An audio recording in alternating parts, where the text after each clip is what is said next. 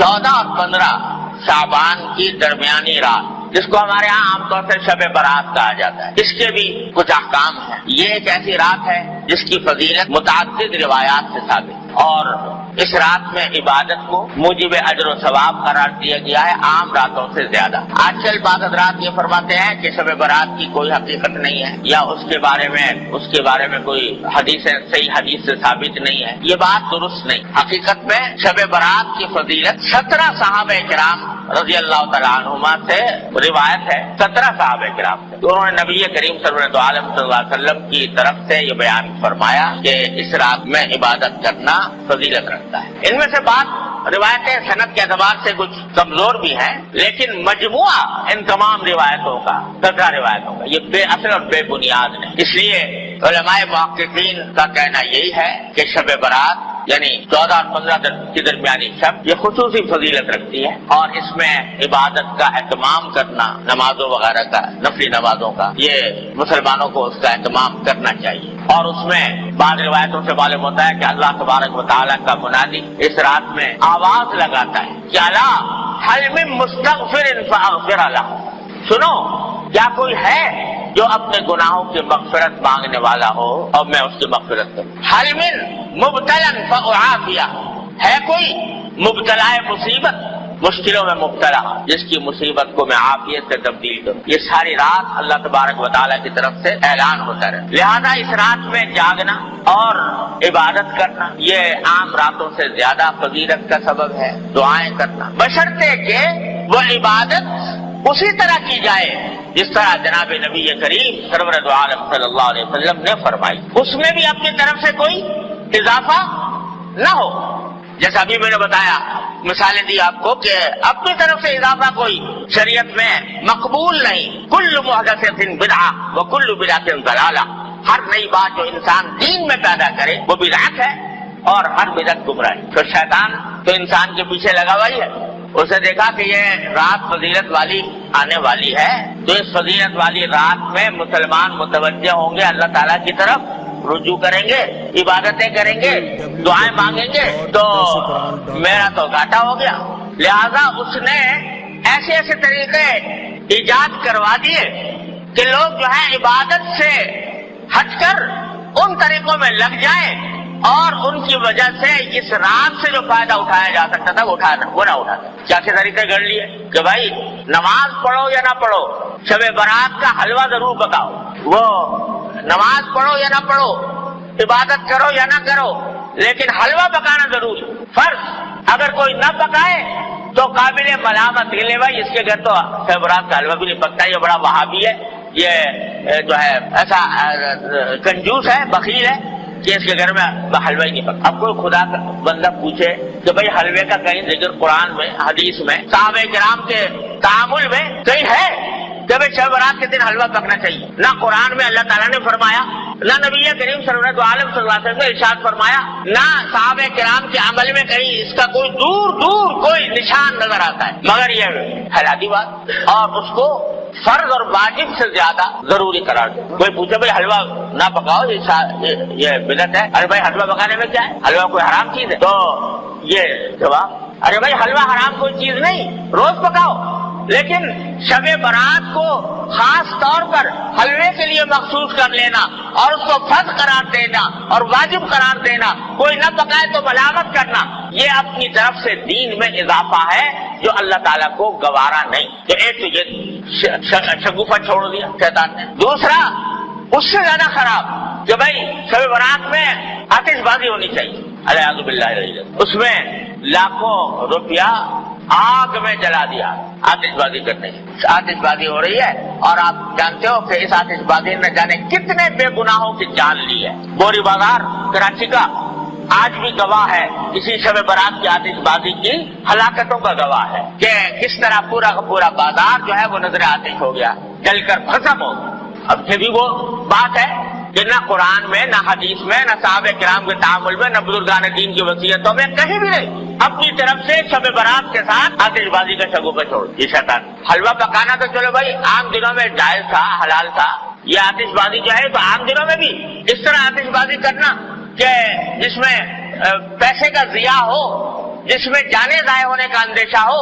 یہ تو عام دنوں بھی حرام ہے۔ تو اس مبارک رات میں جس میں اللہ تعالیٰ گناہوں کی مغفرت مانگنے کو فرما رہے ہیں، جس میں دعائیں مانگنے کے فرما رہے ہیں، اس میں یہ کام کرنا تو اتنی بڑی بری بات ہے کہ یہ چھوڑ دیں۔ تیسرا یہ کہ بھائی یہ راتیں جو ہوتی ہیں جس میں جاگنے کا حکم دیا گیا ہے عبادتوں کا، اس کا اصل طریقہ یہ ہے کہ آدمی براہ راست اپنے پروردگار کے ساتھ رابطہ اور رشتہ قائم کرے، تنہائی میں،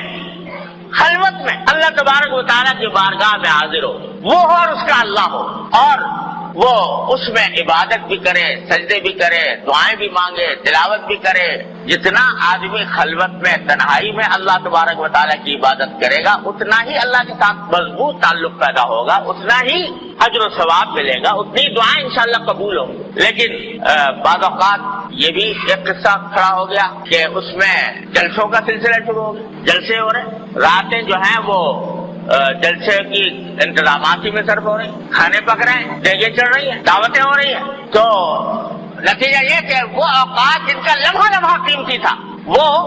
جلسوں کے انتظامات میں صرف ہو رہا ہے، دیگیں چڑھ رہی ہیں، کھانا پک رہا ہے اور لوگ دعوتیں کر رہے ہیں۔ ارے بھائی، یہ اللہ نے رات عطا فرمائی ہے، یہ اس کا جتنا بھی حصہ موقع مل جائے، اچھا تو ہے کہ پوری رات پوری نہ ہو سکے، جتنا موقع مل جائے گوشہ تنہائی میں اپنے اللہ سے رابطہ قائم کرو، جیسا کہ نبی کریم سرور دو عالم صلی اللہ علیہ وسلم فرمایا۔ تو اس میں نمازیں، نفلی نمازیں پڑھے، لمبی لمبی صورتیں اگر یاد ہے وہ پڑھے، دعائیں کریں، مناجات مقبول دعائیں، نبی کریم صلی اللہ علیہ وسلم کی دعائیں وہ کریں، اپنے ذات کی دعائیں کریں۔ آج پوری امت مسلمہ ایک عظیم آزمائش میں مبتلا ہے، اور ہمارا ملک خاص طور پر گھرا ہوا ہے، تمام چاروں طرف سے خطرات اور فتنوں میں گھرا ہوا ہے۔ اس کے لیے دعا کریں اور اللہ تبارک و تعالیٰ سے مانگیں۔ اس کام میں اس رات کو صرف کرنا چاہیے۔ اللہ تعالیٰ اپنے فضل و کرم سے ہم سب کو اس کی توفیق عطا فرمائے۔ اور بھائی اس کے بعد اگلے دن جو ہے یعنی 15 شعبان، اس کے روزے کے بارے میں کوئی حدیث صحیح نہیں۔ یہ جو مشہور ہے کہ اس رات کا، اس دن کا روزہ رکھنا جو ہے وہ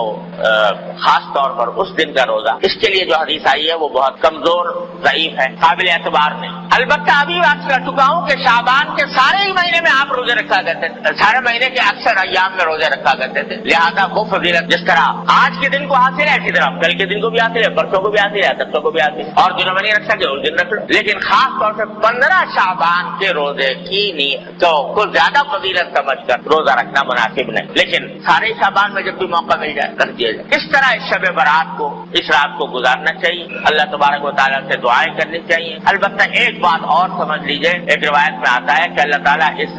رات کے بارے میں بھی آتا ہے، شب قدر کے بارے میں بھی آتا ہے کہ اللہ تعالیٰ اس رات میں اتنے لوگوں کی مغفرت فرماتے ہیں جس میں قبیلے کلب کی بکریوں کے بال، آپ نے یہ فرمایا، قبیلہ کلب بہت بڑا قبیلہ تھا، ان میں بکریاں بہت ہوتی، ہر بکری کے جسم پہ بال بہت ہوتے، تو سارے قبیلے کی بکریوں کے بال جتنے ہیں اتنے انسانوں کے لگا مغفرت ہوتا، مگر فرمایا 2 آدمیوں کی مغفرت نہیں، اللہ بچائے۔ ایک وہ جو کسی مسلمان سے کینہ رکھتا ہو، کسی مسلمان، کینے کے معنی یہ کہ اس کی بدخواہی پر آمادہ ہو، بلا وجہ اس کو برا سمجھ کر اس کو تکلیف پہنچانے اور اس کو ذلیل کرنے کی فکر میں رہتا ہو، اللہ بچائے۔ ایک تو اس کے گناہ معاف نہیں ہوتے اس رات، اور ایک فرمایا وہ جو اپنے پاجامہ، شلوار، پتلون جو بھی پہنے ہوئے ہے اس کو ٹخنوں سے نیچے لٹکائے، اللہ بچائے، تو اس کے بارے میں بھی اس حدیث میں آتا ہے۔ لہذا اس کا اہتمام کرنا چاہیے، ہمیشہ ہی کرنا چاہیے کہ اللہ تعالیٰ کسی مسلمان کے خلاف دل میں کینہ رکھنے سے محفوظ رکھے۔